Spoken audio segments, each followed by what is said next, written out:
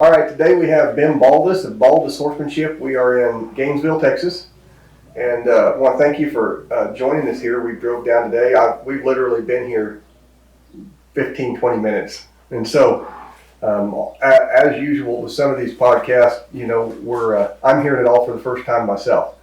But I first met Ben briefly at the Hackamore Classic a couple of years ago in Tulsa, Oklahoma. And I visited with him. I have a cousin that has been working for you now for how long? Almost a year and a half. A year and a half. And I appreciate him coming on. Want to get Ben on because I really feel like he has a lot of horsemanship and has a good story and a backstory from what I have heard and what little research I've done on him. And I think you were in the Road to the Horse once? Yes, sir. Once? Yeah, as a wild card. Wild card, yes. And anybody that can go in there and pull that off and have a pretty successful event and even step up to do that in the amount of time you have to do has to have an enormous amount of horsemanship to do that in my eyes. Oh, thank you, sir. And Ben, he's going to tell us more about what he's shown, where he came from, where he got started. So let's just go back to where you were born and from the very beginnings. Yes, sir. I was born and raised in Michigan. So a little ways from where we're at today. Yes. Yeah, exactly right. Exactly. I can say that I'm from Minnesota, so we can jive on Yankee there. Yeah, you're used to the snow also. Yes, yes. But I was born and raised in Michigan. Always was around horses and had horses growing up, trail horses and ponies and things of that nature. My parents kept me in and started showing in 4-H probably when I was about 12, 13. And then just kind of grew up in the horses. That's where I was born and raised. Did your parents compete or do anything like that? Or was it just kind of growing up and had horses in the backyard scenario? My mother competed in 4-H when she was a child also. Okay. But mostly just horses in the backyard, trail horses, ponies, just stuff like that. I see. And so where did you learn your first, learning how to train a horse? I mean, did you get broke horses and get into this in the beginning, or did you get some knowledge from somewhere? Where did it all start there, your horsemanship journey? Probably picking up John Lyon's VHS tapes at the library. I mean, I always loved learning, and we had some dogs that we showed in the obedience classes, and I loved the dog lessons and training dogs. Loved learning about horses, and then pretty quickly wanted to start learning how to break a horse and do that. So followed Clinton Anderson on some of his, at that point in time, DVDs, and then just continued to learn. So we'd go watch Monty Roberts. My parents spent a lot of time dragging me around to learn and see people. So things like that, expos that we'd go to, equine affairs, and learn all that I could. So you went to, that was really big back then, the equine affairs and stuff like that. That was pretty hot. Mm-hmm. And so you took the opportunity to go to about all those you could go to. Yes, sir. Okay. And the digital world wasn't like it is now. I mean, it was just coming on as far as you could buy the DVDs and stuff like that. But, yeah, I mean, this literally, going to the library and checking out what the library had as far as VHS. Yes. And then, like you said, Clinton was getting some of his DVDs going and some things like that, but they didn't have apps and they didn't have YouTube, and none of that was popular like it is today. Yeah. And so you did that for a while, and then you were in the ministry for a while, correct? So after high school, I was, again, in Michigan, riding 4-H horses, cleaning stalls to trade for lessons from a local all-around type trainer in Michigan and doing things like that. And then met Lou Sterrett in Indiana. He was putting on a presentation, and he had a ministry called Sermon on the Mount. And he also had an apprenticeship program in Pennsylvania called Miracle Mountain Ranch. And so after I graduated high school, I wanted to go out there to his apprenticeship program in Pennsylvania. And so I loaded up that fall. My parents took me to Pennsylvania, and I stayed out there for 1 year in their apprenticeship program at Miracle Mountain Ranch. Mm-hmm. And that's a Christ-centered, Christian-based horse training program. And we do the Bible studies and the horses and learn all different types of skill sets and life application of God's Word and everything else that you're learning there. And I was there for 1 year as an apprentice, stayed on a second year, and as a second year I worked for Lou traveling on the road with Sermon on the Mountain. So my job on the road was to take care of the horses and help assist with events that he was putting on. So he would have host an event on the road, and we hit like every state in the United States and traveling for a month or two at a time when we would go out, and a church or like an organization would put on a certain amount event, and it'd be 2 or 3 nights in a row, and he might take a colt and do a pony demonstration called mentoring, an old horse and ponying a young horse, and I would help ride the young horse and help during the 2-hour presentation with anything he needed. Props brought into the arena, hold a horse, manage a horse, something like that. It would help with it, and then take care of the feed and care on the road. And I did that for 2 years with him. Okay. Yeah, it was really fun. I loved it. Learned a lot. And for 2 years of that, you're basically going on the road and they're presenting like colts that are problem horses or everything. Everything. Yep. Anything a horse does, which is all of it, that could relate to our spiritual lives or our spiritual journey, and he would compare it. So if you were taking a colt in the round pen for the first time and breaking it in the round pen, the analogy could be drawn between the colt coming into the round pen, running the walls, fighting the walls. You put a halter on him, he's fighting the halter. He's fighting all these pressures in his life. And ultimately, the thing that changes for him is not that the pressure goes away or the round pen changes or the saddle changes, but his relationship to the master changes. And that colt, when he quits fighting the round pen, he turns and looks at the master of his relationship at that moment, and he finds peace and he finds the relationship, and he relaxes and he's happier to do his job, and he understands the purpose of what he's doing and how much our own lives are like that. That's a great analogy. Yeah, so it was really cool. He could do it with anything a horse did. He could draw the analogy, and it was a really great picture. Were these focused towards, horse people and then introducing ministry, or was it you were going to, Christian crowds and using horses as kind of the prop and the image of it, or who was kind of the target for these? All the above. All everybody. Yeah. I mean, we really did there's a lot of just like evangelism. So it could be to just a completely rodeo culture, horse culture that really didn't have much faith base to it, or it could be to a church group that the horse was a picture of humility, or a picture of just the brokenness of a horse, in that relationship to the master. That makes a lot of sense. I think that's because even the city kid or the parents that can't afford to get into the horses. I mean, I don't think I've ever met a child that isn't, a pony, or pointing at something out the window, or a lot of application there. Yeah, who doesn't want to be a cowboy when they grow up, right? Yeah. I mean, that's a cool job. Yes. So after you've done that for a while, where do you go next after doing the traveling ministry with the horses and helping out with that? What's your next step? So after working with Lou and having the opportunity to travel the United States, working with him and meet a lot of different trainers, a lot of different equestrian disciplines, from English and Western to reining and cutting, roping. Really, reining was my first interest and my first excitement and passion. That's what I wanted to learn. And so we met Doug Milholland, who was in Oklahoma at the time. And I'll never forget, I met one of his assistant trainers who was loading the horse trailer that day. And he said, I'm loading up, going to the Derby. I'm going to school some horses. And I'm 19. I have no idea what that means. I don't know what Derby means. I don't know what school horses means. But this guy had his name on his spurs. And he was the coolest person I'd ever seen.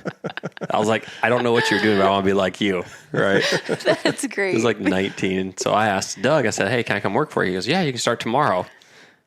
I said, well, I can't start tomorrow. I told Lou I'd stay all year, so he doesn't have anybody to take my job, so I need to stay where I'm at. But I won't commit next year, so if you have somebody like that could do my job for Lou and I could get free, then I'll come to work for Doug. And he called me like a year later and said, hey, I'm at the Wagner Ranch in Vernon, Texas. Do you want to come down to Texas and start colts for me? I'll teach you the reining. I said, yeah, let me see. So I Google Wagner Ranch and look where it's at. And it's in Texas. That sounds amazing. So I flew down, rode for 3 or 4 days. I really enjoyed it. Doug was a great teacher. And went home, packed everything in the car, which didn't take long. I was 20 years old, so I didn't have very much. Didn't have anything. So just loaded my saddle and bridle, and I headed to Texas in the Buick. Oh my gosh. Yeah. Yeah. Were your parents? What did your parents think about all this? They were super supportive. They were like, "I, wish you the best, but you can come home when it fails," or like, what was? Oh, from a young age, I think my parents really instilled a work ethic and in being willing and able to dream and pursue your dreams, what you wanted. Now, some of that was a little farther stretched than what they maybe imagined at the time. In high school, I always wanted to be a horse trainer. And in Michigan, the reality is a lot of that's part-time work. When it's warm and the summers are good, you're riding. And then when it's freezing cold, nobody wants to ride, And it's harder to keep a barn full of horses and harder to hit the show circuit because you're so far away from it. Yeah. And, so that was, I think, hard for my parents to imagine. So they wanted me to do, like a skill to fall back on. So I did machine tooling, did some tech school stuff. So I had the machine tooling to fall back on. If you needed it. Yeah, if I needed it, Yeah. And then after that, I was like, chase your dreams, pray about it, see where the Lord's leading you, but pursue your dreams. And if Texas is where it's at and what you want to do, and a couple other things like going to work for Doug. Doug was a great man of faith, great family man, raised his whole family in the business, and all his reputation of being a godly man and a great teacher and a great mentor were the things that I wanted to go work for. Right? You can go work for anybody, but you're under their reputation and you're under the way they teach and lead and run their business. You're under that. And so whatever you're around, you're going to be like. My parents always taught me that from a young age. Like, look at your friends. You are a combination of your friends. You're going to be like those who you hang out with. So that was always instilled in me at a young age. And when I met Doug and I saw Doug teach and I talked to Doug's team that worked for him, I was like, and talked to Lou too, and said, and Lou said, that's a great godly man. He's been very successful. He's won the futurity. He's a Hall of Fame rider. Like, that would be a great guy to learn from. Okay, that's where I want to go. Well, and you are the influence. I mean, you went down for horse training and to have a job and get in the industry, but you're also an influence of who you're with, like you said. Absolutely. I mean, whether that's going to be intentional or you say, okay, I'm only here for the job. I'm only here for the horses. It doesn't matter because if you're spending 8, 10, 12 hours a day with this person, whether you're knowing it or not, you're taking up the impact they've had on your life. So I think that was really a smart choice. And I think of your story and I think of how I would apply that. My oldest kid's 19 and the youngest is 10. And it's like, I can only hope that they would want to go and keep their values intact as they pursue what they want to pursue. But you're taking care of more than just getting a skill set. You're building character still at that point at your age, because you were 21, 20. Yeah, 20. I mean, you're still so malleable at that point. Very impressionable. Yeah. That could have been a whole nother avenue. It's kind of like when you start those colts, they're so impressionable in the beginning. And we don't want to, I always felt like you can get them mechanical, but then you lose the feel that they might have because they're more like robots, I guess you could say.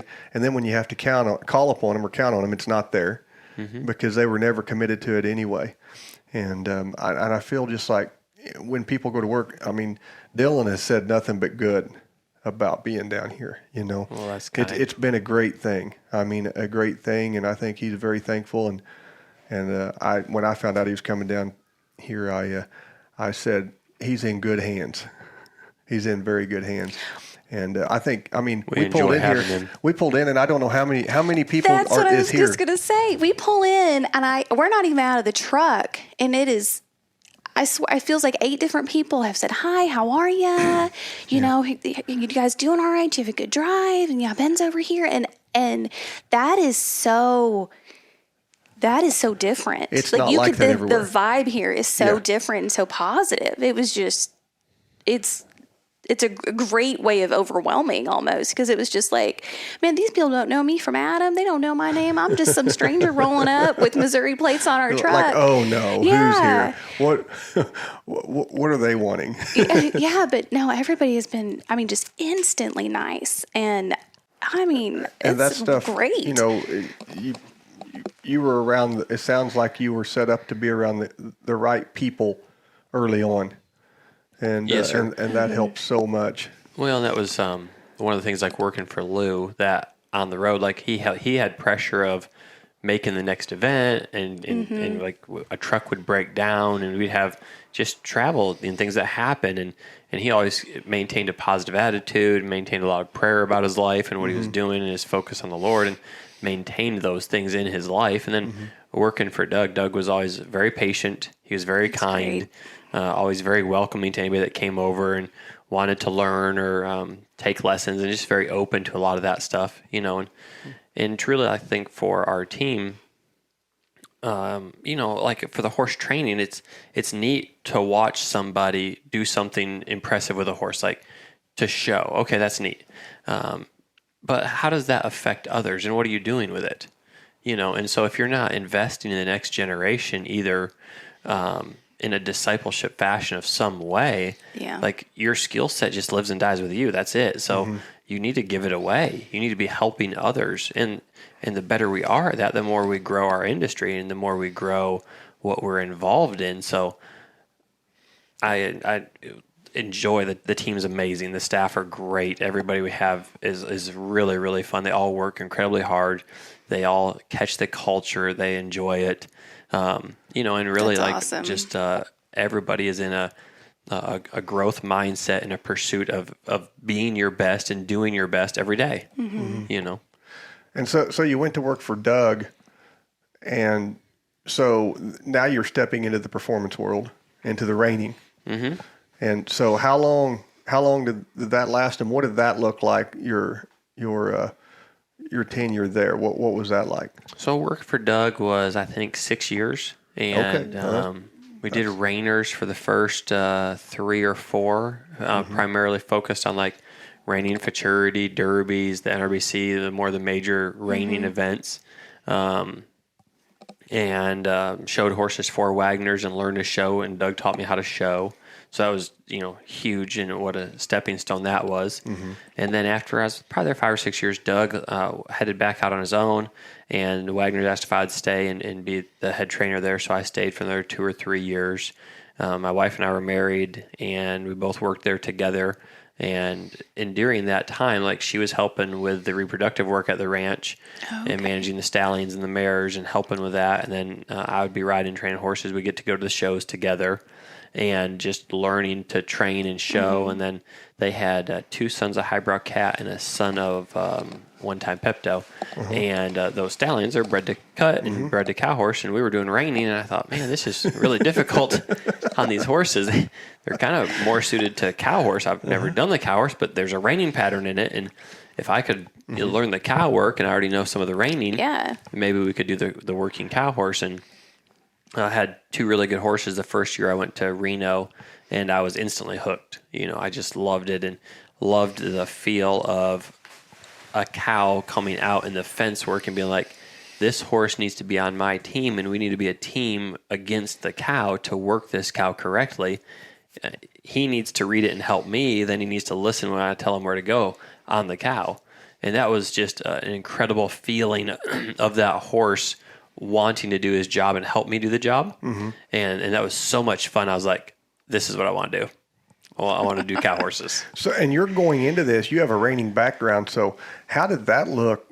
Was there another cow horse trainer, a cutter, or anything there for the guidance, or were you, how were you transitioning? There was just lots of help, Now growing up, I worked on a dairy farm. We had, show pigs, we had show lambs, we showed cattle, we showed all kinds of livestock. I was around livestock, so kind of had a feel for where a cow was going to go and how it looked and when it was about to stop. So some of those things helped, but I was very green for a long time in the fence work, and in the cutting was very green. But all the way back at Wagner's, like Wes O'Neill was an older cowboy, been there 50 years at that point, and he would take me over to Curtis Bass and Seymour, who was training 2-year-old cutters at the time. And so I would go over there once a week and kind of get some help with some 2-year-olds to get some lessons, and that just started the learning when I was at Wagner's. And then into showing cow horses, like the whole cow horse community was so helpful. Like Bozo Rogers, who trains and shows and judges, he came out and helped a lot. and guys like Don Murphy came and coached on me there at Wagner's. Chris Dawson's always been helpful and been an encouragement. Boyd Rice has been a huge help in the cutting and encouragement there. So many guys have really been open and happy to answer questions I had, or like, hey, try this, or that's not working, try this. Just the whole community's been good. So you mentioned something there that you grew up around livestock and had a dairy. So you kind of knew how to move a cow and make a cow move. Okay. And so what would be a piece of advice, because I have some amateurs and non-pros, we start them on the flag or on cattle and things like that with their horse, and they want to do it more for a ranch horse show, which we have ranch cutting and things of that nature. What's the best way that you think to articulate that cow feel to an amateur or non-pro that wants to get into this, and they're on a horse and say, the horse probably doesn't have a lot of cow. They're wanting to do it because it looks fun. So the person has to have, in my opinion, some kind of feel on that cow in order to help the horse, and hopefully he's broke enough you can help him. Yes, sir. So what's the best way to have people start to develop feel on a cow? It takes time, and the more you see those situations unfolding, like think of in the boxing, we start with the boxing and you're about to go stop your cow, and how far out do I have to be to stop this cow before it stops and turns, and what were the signals before it stopped and turned. And one of the things that I like to do, and even a lot of the customers will go watch other people showing and go watch other runs and see and study, like how far, where was the horse's position on the cow? How did that position affect the cow? Did the cow turn into the horse? Did it turn away from the horse? Did the cow stop before it got to the corner of the arena, or did the corner of the arena stop the horse? And what was the cause of the stop? What was the cause of the turn? As the horse got closer to the cow, how close did it have to get before it put pressure on the cow to move the cow? And then did the horse get closer yet, or did the horse move away from the cow to release the pressure? But ultimately, it just depends on the type of cattle and where you're working them, and the breeding of the cattle, as far as if they're wild or gentle and things like that. But the closer you get, the faster it's going to move away. Yes. If you can stay farther away and get in front of where that cow's looking to go, you can have a chance to stop it. And that's one of the things to study too, is where was the cow and where is it looking to go? Where does it want to go? It's going to look, before it starts running around that corner, it's going to look over there. So see where it's looking, and then go put your horse in front of where it's looking. Because sometimes it's not enough to be nose to nose, even with a cow. Sometimes you have to ride out past the cow to get it to stop and turn. But studying other people's runs will help fast forward our learning. Right? Because otherwise you got to experience it one cow at a time. That takes a long time. There's no shortcut to any of that. No. It can be frustrating. So we will put ours, my barn isn't really big, not near the size of this, and we'll put like 8 in the middle and then work a circle. And I get them pretty gentle. Yeah. So I've had, clients that have difficulty with their horse getting that cow out and just keeping it on the outside. And so I told them it's not your horse. So I got off my horse. I take a flag. And I try to talk them through what you just said, I believe. I said, okay, I'm going to push the eye away from me. Now I'm going to turn the eye into me. And I have had people that get off their horse, and I'll give them a flag. And I said, now these cows are gentle. They're not going to hurt you. But I said, number 45. I want you to walk that cow out of that herd with this flag and you on foot with your horse. Oh, yeah, it's great. And I feel like the more... They get more rate in them than they would have more grace to their own legs than they would the horse's legs. That's right. Because they get winded. Yes, they do. That's right. I don't want to go that far. And another way, I felt like that can help people, and it comes to experience because you experienced it at the dairy, is if you have cattle coming at you in an alley and you're sorting them. And it becomes second nature. Yeah. I mean, you're stepping here, moving here. It's kind of like being around a horse, a colt you're trying to catch. It's not just say, hey, wait till he faces you. There's right. way more to it than that. But I get tickled at the clients because they get very frustrated and they love cows. Everybody loves cows. Sure. You put Everybody a cow in wants to front work of a people cow. and it's like you just gave them like espresso. Yeah, they're ready to go. I mean, ready. And I'm like, calm down. Yeah, exactly. I don't. Take Your a horse breath. is going to think you're crazy when you see a cow. That's right. But I didn't know. It sounds like you say a lot of experience, and it sounds like you're making them be more accountable and look at more of what's going on and look to see, not just look. But I think Jordan Shore, a good friend of mine, he was a University of Arkansas coach. And I don't know if he came down here and was talking to you one time, but he might have been at a show, and he come up and says, any pointers on this going down the fence? It may have been at the hack. I don't remember. And I think it was you that told him, says, when you're going down that fence, that cow, sometimes it'll blink right before it stops, just a little. And he remembered that. And he was talking to me about that. And that makes sense. It just makes you focus on something more detailed other than the cows running down the fence and it stopped. That's right. And I guess, that's how those good cow horses probably pick up on every minor detail. Yes. Yeah, how they see the signal before we do. They can sense, like, in that fence turn, running on the fence, like, they're closing the gap. It's about to happen, and they start getting their bodies in position to make that stop and turn with a cow. They start knowing where to go, and they start seeing the signals. So you're at Wagner Ranch, you're training there, and you said how many more years after Doug left, he went back home? I think that's like 3 more years. And you were 3 more years? Yeah. Okay. And then, now, did you go to the Road to the Horse while you were at Wagner? Or was that after? Afterwards. That was after? Yes, sir. So what do we do after Wagner? Where'd your life lead you then? So we loved it there. We were going to stay there at the ranch. Such a great experience and just learned so much. Got our start there. And the ranch ended up being for sale. And everybody was kind of talking that the new owner probably wouldn't continue with the show horses. And so my wife and I were looking at what to do and found a place. A friend of mine, Cody Minning, told me about a place in Bowie. He had already moved to Bowie. There's a place in Bowie for sale. So we went and looked at it, liked it, bought it, and moved to Bowie and started building. There was no arenas or anything. So we started building pens and arenas and, building Bowie. And we were there, built that. It was a 20-stall barn and just added on to that and trained there for almost 5 years. And the business was growing to the point where we were like, hey, we really need either another we need a indoor arena or more stalls or both, or we just sell this and find the next one. And so the more we prayed about it and looked at it and priced building an arena from scratch and all those things, it just really made more sense to buy one that was already built.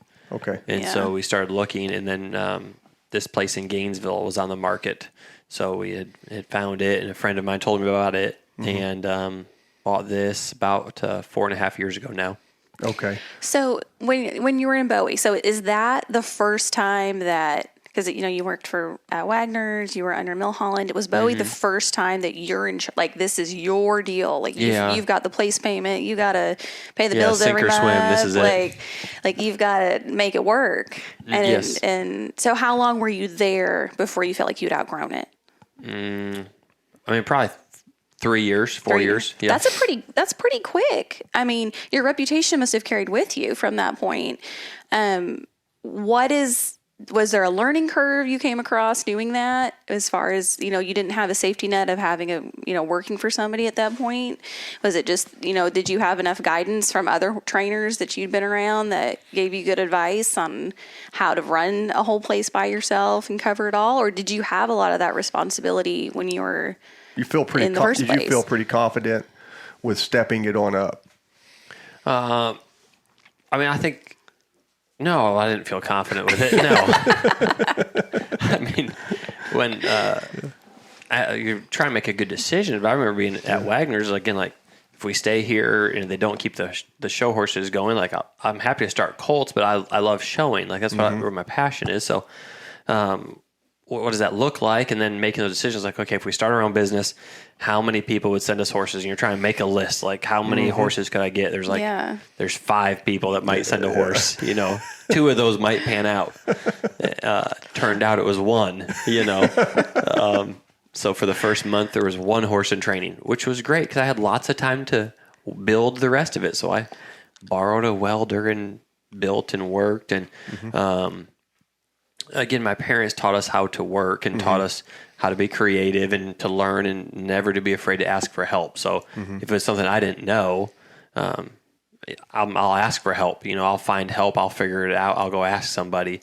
And so there's so many people, again, that helped us to build it and to grow it. And my wife and I have both always been very frugal, and she's always managed the finances very well and been very responsible. So like at Wagner's, we knew we needed pipe to build the arena, so we're going to do pipe and quarter rounds around the bottom for a wood look to it. It'd be really classy. That's what we want to do. So we start pricing what would be rods, joints.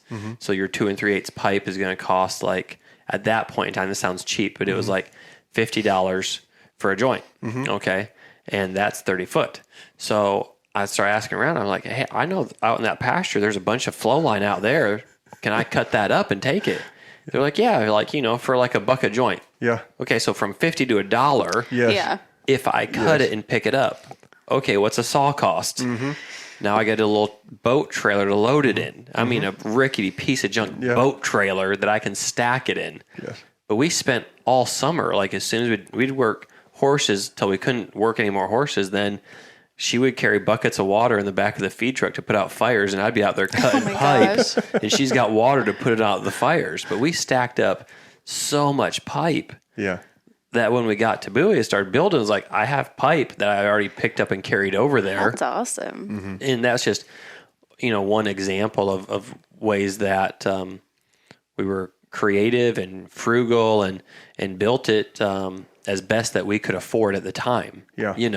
And did the very best. So was it scary? Yeah. Do you ever feel like this is the place where we've arrived or we've made it to this one, are ready for the next leap? No, it never feels that confident in that. But just with lots of prayer and seeking wisdom and asking advice. Like I remember when we started laying out the arena, I'm going to build the arena. I drew the arena probably 20 different times and asked 10 different people that I respected what the right arena dimensions would be, and where to build it and what the ground needed to be like, and hired a consultant as much as I could afford, which wasn't much, but to seek wisdom and advice and learn from other people, Yeah. So leading up to that, right after Wagner Ranch, at some point in time, you how did going to the Road to the Horse, how did that come up? How did you get involved with that? What happened there? A couple of opportunities that continued to open doors just because of the relationships that we built. There at Wagner's, I showed a horse in the versatility, and I won the world in the versatility. And then after that, Western Horseman wanted to come out and do an article on Wagner's AQHA world champion in the versatility. Okay. And so I was there. I trained the horse, so we kind of got hooked up with Western Horseman and Ross Hecox. And then he continued to want to come out and do some other articles for Western Horseman and some training-based articles. And those relationships started to grow. And then that grew into Western Horseman at that time having Road to the Horse. And then they were like, hey, do you want to come be a part of this? We could have you up as a wild card for Road to the Horse. And that's how the doors opened, and we got there and competed as a wild card, finished second that year. It was a great event. I loved it. Very challenging. It was fun. But it was just really great. So you find out you're going. How do you prep for that? Well, I mean, the biggest thing is practicing the time frame that they give you, right? Which tell the audience how much that is. If I remember correctly, it was an hour the first morning, an hour that afternoon, 1 hour the next day, and then the obstacle course. So that's 3 hours, and you're showing them. And you train them 2 years to show. Yeah. And you're taking a colt that's halter broke at Okay. best. Okay. And then, you're judged as far as like how you first handle it in the round pen, your live audience, you're judged for everything you're doing with that colt all the way through. The saddling, the riding, the catching, all of it, and ultimately to a rail work, which is a walk, jog, lope, stop, back up on the rail, and then an obstacle course, which is leading, mounting, dismounting, picking up feet, and then ride them through an obstacle course. So like obstacle courses, over tarps, swing a rope, open and close a gate, Jeez. serpentine some cones. There's some like a deal that you had to push with your horse. It was like a covered wagon. You had to push with your horse's chest. All kinds of crazy things that you're going to do on a colt that's been ridden 3 times for you have an hour, so you've probably only ridden him for 20 or 30 minutes. Yes. Before you do all those things for the 2 days. And you're in front of an audience. There's And a the live audience audience. is making the There whole is time. there's no tricks. There's no. No, they take the colts like as soon as you're done. They're like, that's time. You step out of the round pen. Yeah. The handlers come in, open the gate, turn all the colts loose, take them back Okay, to run the 'em pen. to the pens. Run them to the pens, and they're in the pens that night. And they're locked up. You don't ever get to see them again until Okay. the next day. They're in the round pen, and you walk down, and they're like, okay, time starts, go. So you find out you're going. So what does that, is there any prep work, or do you say, you know what, I have a lot of experience and I'm going to go off feel? I mean, obviously there'll be some amount of that anyway, because you can't always have a plan, of course, with a horse because they can't read your plan. Right, right. But so how do you prep for that? We'd start a lot of colts at Wagner's, and we liked going quickly with those colts as much as we could, because we had a lot to go through. They'd have 70 or 80 babies every year, so we had a lot of 2-year-olds to ride, so we had to go pretty quick through them to get them all done in a timely manner. And so we'd been doing that at Wagner's for a couple of years. The time frame didn't bother me or how quick we were going to go, as much as wanting to get familiar with like what does exactly 1 hour in the round pen look like. Yeah. How fast do I have to go with my saddle to get it saddled efficiently so I can get on it in that first hour, and again, you can't put time frames on and say like you have to be wearing a saddle in 15 minutes, but I want to know pretty close to what that feels like. And if I've got the right colt, can I go that fast? What can I do? And it's always dependent on the horse. You can't rush them. Sure. But I practiced with the time and just had a feel for the time and how what I was needed to do. And it was fun. Even a couple of years after I had gone up there, Mike Majors was asked to go, and so Mike came here and we got some colts and we practiced with Mike on the time too. Like, you've got an hour. How fast do you need to go? What do you need to get in that hour? What's the goal? And so it was cool. Like, we worked together on it for a couple days. Mike was my first podcast. Oh, was he really? Yeah. That's awesome. Yeah, I done him, and he was in Tennessee at an event, and I said, that's Mike. I'm going to go up there and talk to him and see if I got my equipment. And we went to a horse stall. That's awesome. Tack stalls. Yeah. Great guy. Had He a is. great time. That's cool. Had a really good time. So that would be pretty tough to prepare for. And like I said, you would have to have had I think anybody that goes into that, if they think they can go in without hundreds of horses under their belt, I think there's just no way. It would be a magic act and playing the lottery. Yes. And it's kind of playing the lottery anyway, because there is the luck of the draw. Did you get to pick your horse, or did they draw you a horse? I was second or third pick. To pick? Yeah. Well, I've always respected the people that can get that done in the amount of time. Now, I do think oftentimes I think the audience can go have an illusion of that horse is broke now. And For sure. And I mean, you probably know as well as I do that, you might get home and if you turn that horse, well, even the next day, a different environment, and that horse kind of loses confidence and it might look a little different. It doesn't mean because the ball was rolling, it's going to keep rolling. That's right. And I think a lot of times when you're in a rhythm like that with a horse, like you would say, hey, we got a lot going through. And I mean, I would say let's take it as much as the horse will allow us and not sacrifice any principles, I guess you could say. But I think a lot of people look at that, and I've oftentimes said, well, man, they done this in 2 hours or 3 hours. That horse, I'd buy that horse. He's ready to go trail ride. Sure. And I don't think they understand how No, they probably get bucked off. Not solid that is. That's right. Yeah. That's right. And because I know of a few that went home and they weren't. I don't think they were really great for a while.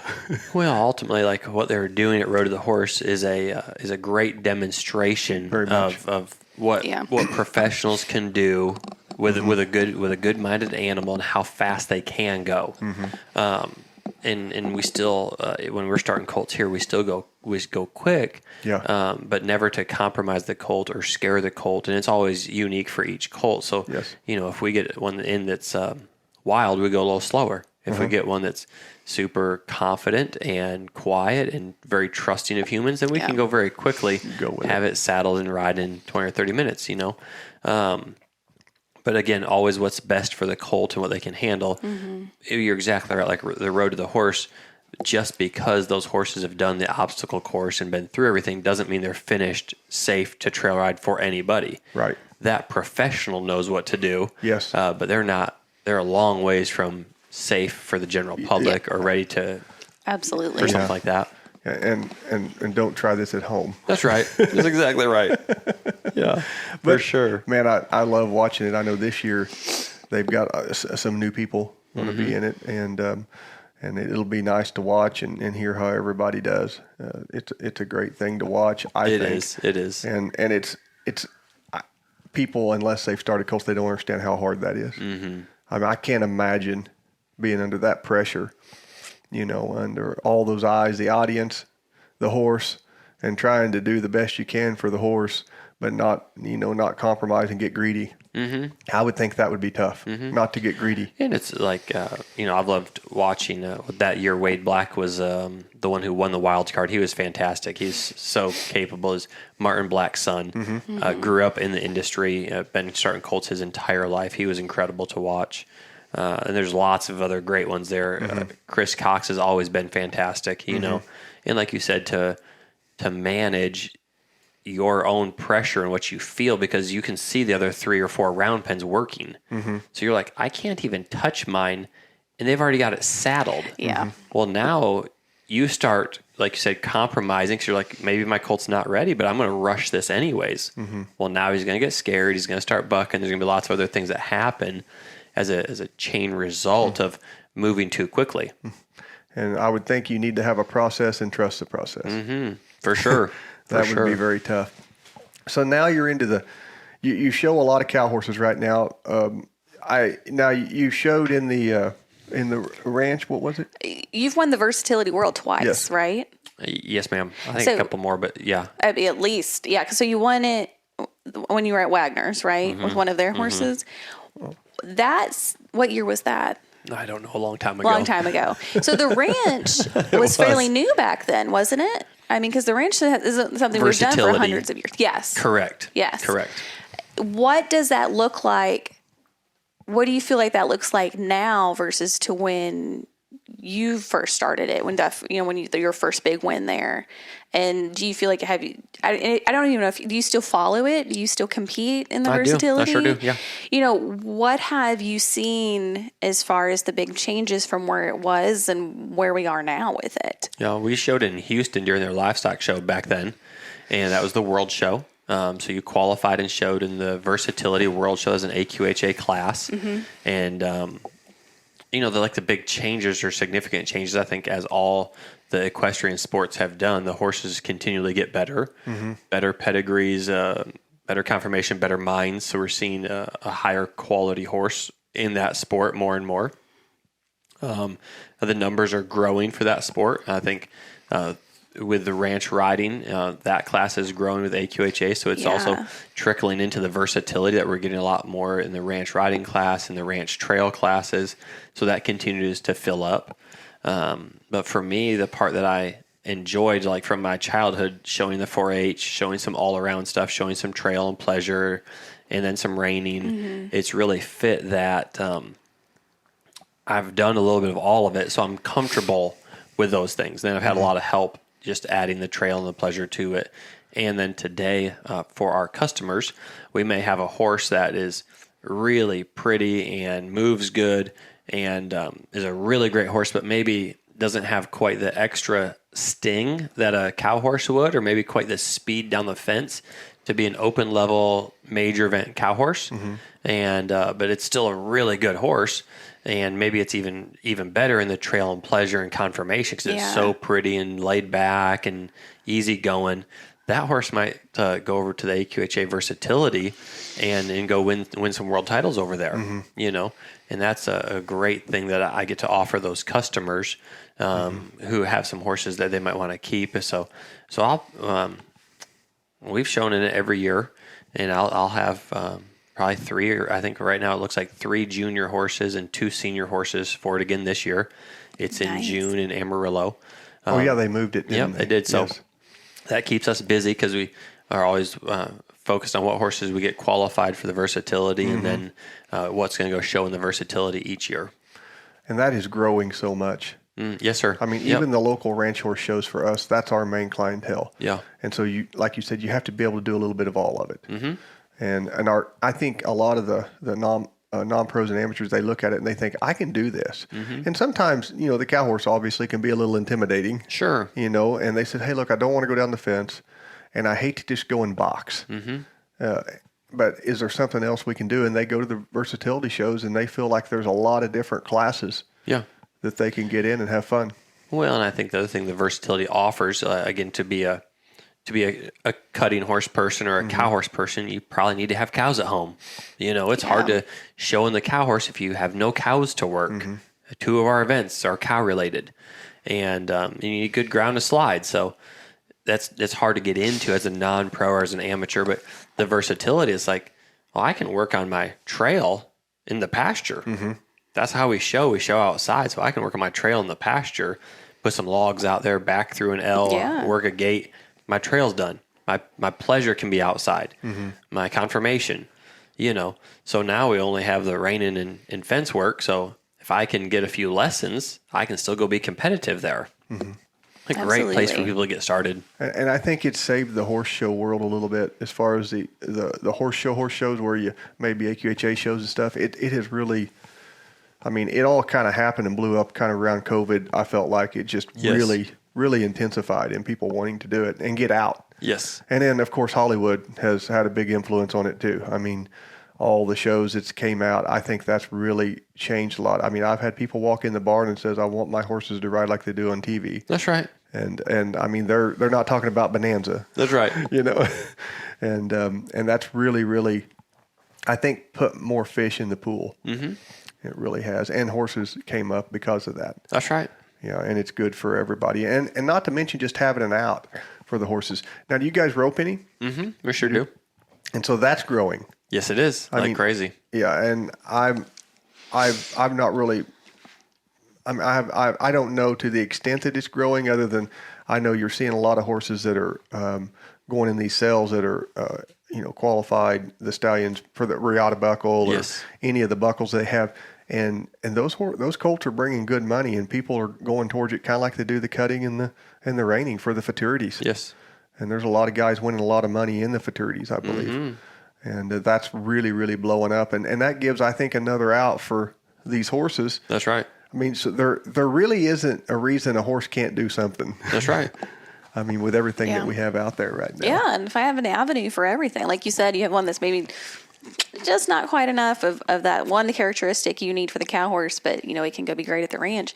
I think that's also just the sign of a great horseman is just knowing where a horse belongs, because if you take a horse that is going to sell there and then you end up just trying to put a round peg in a square hole, that's right. It's nobody's happy there. The horse isn't happy, you're not happy, nobody's winning, and there's a lot more avenues for things than I think there used to be. So your next show you probably have World's Greatest. Yes, sir. Is that right? And that's coming up is it February? Yes. Yeah. Yep. February 13th we'll move in. All right. You got a barn full going? Yeah, it'll be good. Are you in the World's Greatest? No, sir. I showed in it 4 years ago, made the finals, finished third. Wow. Yeah, it was great. Yeah, it was a really fun horse. His name was Playin' Motown. He'd been a horse that customer Caitlin Walker had shown for a number of years in the youth, and I'd used him and shared him at different times, like for the versatility. I think he's won the junior once and senior maybe 3 times in the versatility that horse has. He's a really neat horse, and so that year I said, hey, could I borrow him for the world's greatest? Yeah. So we got him prepped and ready. Mike Major started him in the roping for me. Oh, yeah? He put the foundation. He had him for like 2 months to get him roping for me. Yeah. And he taught him that, and then he went and made the finals. He's neat. That's awesome. So do you head or heel mostly? I do both poorly, but I can just barely head, and my healing's atrocious. Yeah. We rope a lot of muleys for the versatility. Okay. So after in the versatility style would be to do the boxing fence turns and then take your rope and go rope it. And actually stop them, not break away. Correct. Yeah. Yep. Stop them and hold them. So, we're scored in the track and the rate and then the stop and hold. So Okay. we do that and practice that a lot in the arena. And on that stop and hold, a lot of the typical saddles that a lot of them use are versatility saddles or cow horse saddles. So what do you do there? Because how do you get a saddle that has the feel that you can go down the fence and box a cow, but yet the fit to not hinder the horse or pinch the horse and rope and stop the cow? What kind of saddles do you use for that? Adam Swam at Saddle House makes one that we've Okay. kind of sat down and built together and like I said, got the seat as light and as close contact to the horse as we could and still reinforced the tree and reinforced those bars with a slightly larger horn cap to rope off of. And those saddles have felt really good. And that's what we've shown in the versatility for probably 6 years now. Okay. Yeah, 7 years. And they hold up really well. And that's the best feel I've found. That's pretty awesome because that's tough to get. Yes, it is. I've always felt. I mean, I used to team rope some and calf roped a little bit, but I hate riding those saddles. Yes. Like you said, you can't feel the horse. I feel like I'm that high off the horse's back. Yeah. And because of the thickness of the bars, I assume. Mm-hmm. But okay. And so you're going down there. So in the cow horse, let's talk a little bit about it. So what do you feel your strongest event is in the cow horse? I know you have a reining background, but you love the thought of being on a cow. You've not worked for a cutter, but you've been around. You mentioned some names earlier that are definitely big time people in the cutting world with Boyd Rice, I believe you mentioned. Mm-hmm. So what do you feel like your strongest event is? I think the reining is probably where I always feel the most comfortable. And again, because there's no cow variable, right? It's just you and the ground. The other two is like, I hope I cut good cows. I hope I draw up in a good set. I hope I'm not at the bottom of the set. All those things in the herd work. And then in the fence work, you're like, again, I hope I draw a good cow. I'm not at the bottom. And so they're unknown variables, but I think the reining is probably the one I feel the most strong in. Really enjoy all three, but the reining. Right. And so a typical regimen, I mean, do you work your horses on cattle about every day, or do you have like so many days working them on the reining and then certain days are dedicated to the cow part or maybe the herd work? How do you do that in your training? For the most part, we've got an outdoor cutting pen, so if the weather's good, we'll have some cattle available to go work out of the herd, and those horses probably get 2 days a week out of the herd. Okay. And then if the weather's bad, we've been getting a lot of rain or even snow like we have lately, we'll be in the indoor arena, and we probably have cattle up every day to do reining and then a little bit of cow work. So whether that's focus on the boxing or the track and rate around the corner or just go focus on the circles. But we're probably doing something with a cow almost every day on the horses. Okay, but the cutting more a few days a yes, sir. week. Yep. Okay. Do you typically teach your horses the cutting part first and the connection to the cow versus doing more something like in the boxing? So the boxing to me oftentimes looks more offensive. Mm-hmm. If you will, and I may be wrong here. And then the cutting looks more like you're in a defensive position on a horse. Mm-hmm.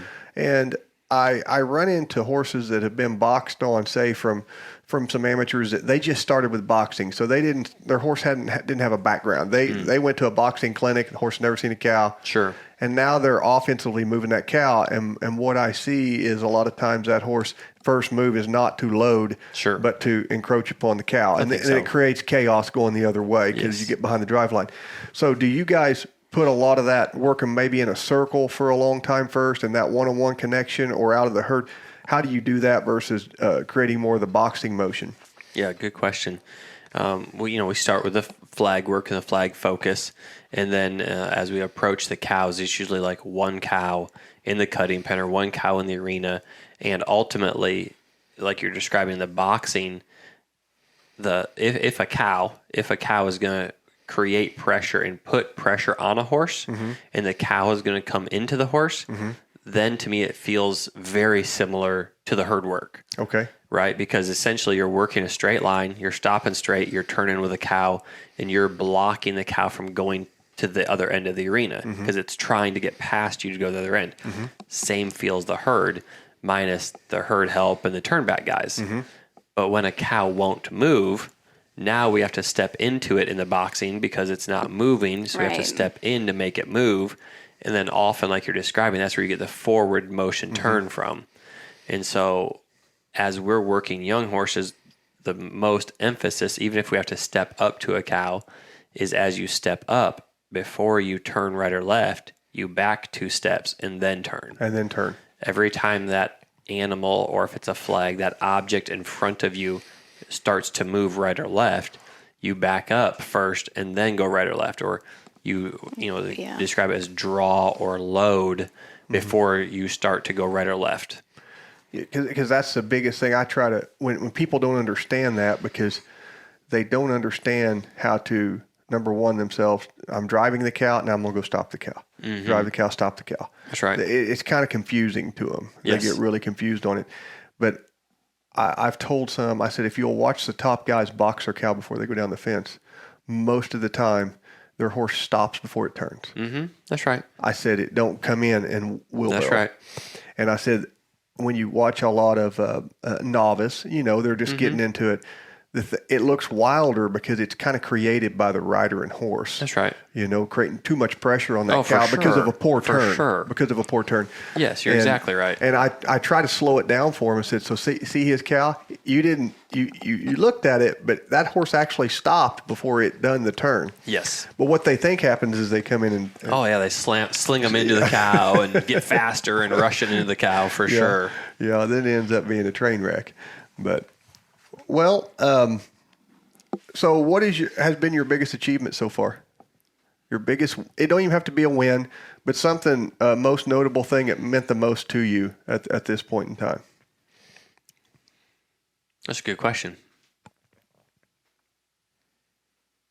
I don't know. I think on it. It's still to come. Yeah. How about That's that? good. I like that. It's still I to like come. that. That's good. I like that. I think the couple of things that have helped me in learning is like, I think oftentimes we pursue something like, I want to win the Snaffle Bit Futurity. And if I win the Futurity or if I win the world's greatest, I'll feel like I've arrived. I will feel like a horseman at that point in time. And we've had some success in the versatility and in those successes or even making the finals. None of it makes you feel like you've arrived. None of it is like the ultimate fulfillment. And so to me, it really comes down to, and you can't control the wins. You can't control what cow you get, and you can't control what the judges thought of it. You just have to do your best every single day. Love the journey, because every day is a journey, and every horse is its own unique puzzle. And so you have to love the journey and love the process.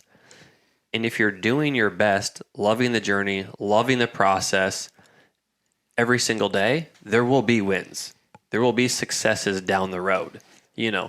Now, most memorable one, probably the first versatility, like on that mare, because I was young and green and didn't think I could do it, So that's probably the most meaningful, first time to the Futurity finals, like open finals, you're like, I'll remember those horses. Like that's a big achievement. That was the first time I made it. And then some of the other ones kind of, run together a little bit, and it almost feels like, well, that's your job now. You should make the finals. That's your job in the versatility. You should be good there, So those things change a little bit. Yeah. You still come back to having to love the process, and love what you do every day, and so now a lot of it I find fulfillment in helping our staff, in having the best staff we possibly can, the best team we possibly can, and to have that reputation that y'all described in the industry, right? Really like, I want it to feel like Chick-fil-A, right? Like people are like, it's the best. it We did. talked about that on the way down here. I did. Yeah. That's like, great. Like they should be like, my pleasure, you know, like, Yeah, it's awesome. I've always said they're overstaffed, so they can help you. They're my pleasure. yeah, And it's clean. It's nice. that's exactly right. And we stopped at a place on the way down here, and it wasn't a Chick-fil-A, and it wasn't clean. Yeah, And it wasn't nice.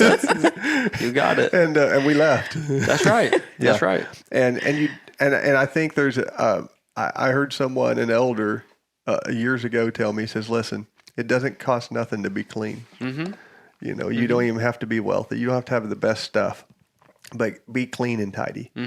Well, and even physically clean, but I mean, even just as a person, clean about your life. You know, not pursuing things you shouldn't be pursuing and getting off the rabbit trail as it is. Well, so I read a really fun book by Horst Schulz, who a friend of mine, William Lewis, who's the shop president, he gave me that book, and he was managing a huge hotel string at the time, and he also worked with Drew at Kathy on Chick-fil-A, and the book's called Excellence Wins, and it was about doing everything you do with excellence. And he had it through his team and staff with the hotel chains and what he was doing, but really like it's customer service.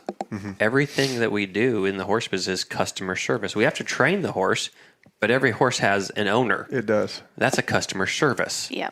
And to be focused on that and to really be intentional in that, like, you know, again, the team just come and say, hey, I'm Emily, I'm Paige, how can I help you?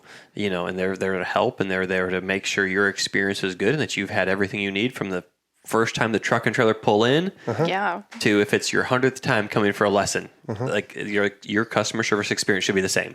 Yeah. And it should be excellent. Yeah. And they do. They're awesome at it. Yeah. Well, we had a great greeting here when we pulled in, and I had a trailer, but there's nothing in it, and there won't be anything leaving in it. But If you need them, we'll put some in there. I know you will. So what buckle do you wear? That's a good question. This is a Reserve World Champion in the Open 2 rein. That's awesome. Yeah. Yeah. So there's 2 or 3 on different belts that I'll just pass around. Yeah, that's nice. I want to know what do you consider?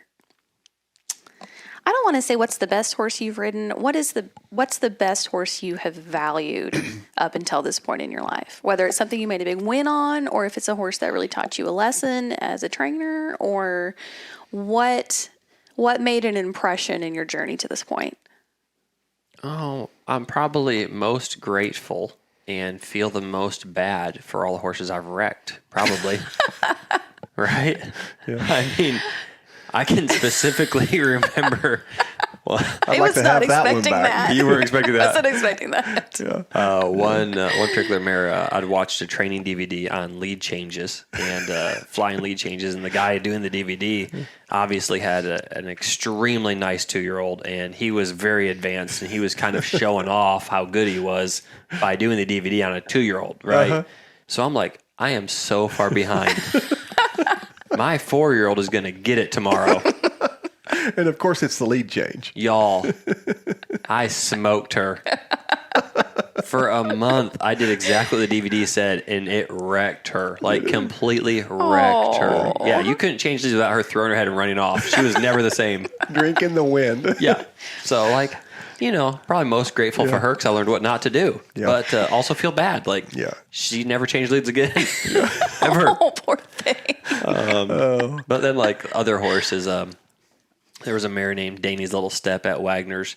It was the first horse I showed in the ring. Doug trained her, and then I got her when she was 6, and she was the first horse I ever marked a 220 on. Oh. And that was I was in Stephenville. There's a little reining, and she was in the Derby, and she marked a 220. And I was like walking back to the stalls. I was like, you know, to my wife, I said, Cameron, did they announce the score? No. I think they said 220. I said, for me? No way. No way. You know. So that mare meant a lot at that time. Yeah. The mare we won the world on meant a lot. Another horse, 7S Woodrow, when we left Wagner's and went to Bowie, a gentleman by the name of Jerry Ward sent me a horse that wasn't quite enough to go show, and he recognized it very quickly. He was great about that, and he said, you're a young man starting your own business. You need to be on a good horse. He says, so I'm willing to invest and get you a good horse and get you started. That's awesome. I don't have a lot to spend, but could you find a nice horse? So we went to Stewart Ranch, and I bought 7S Woodrow for him. And that horse fit me very well. He was a Would He Be Tough. I liked those horses. And he went on to win the Versatility World 3 times and a national champion 2 or 3 times, and won a lot, won the Shot World a couple of times. So that horse was very special to me because of that time in my business when I needed him, and he was for Jerry, and Jerry was a great customer, and Jerry helped me a lot get started in the business just with tips and advice and encouragement and things like that, Just he had a saying. He said, "Never feel bad about sending that invoice, and if they don't pay, don't ever feel bad about calling to get paid." He's like, "You already did the work. You've done the work. Now they're behind because they're not paying you for what you've already done." He's like, "Don't ever feel bad about that. Like they should feel bad." And that just helped me so much early on. That's a really great way of putting that. Right? Yeah. That's a great way of putting that. You kind of feel bad, like, well, they're behind again. I need a call. And he's like, no, the shoe's on the other foot. Like, you've delivered the best product you can and the best product ever. Like, you're doing it with excellence and you're doing your best. Shame on them for not paying you on time. Right. Shame on them.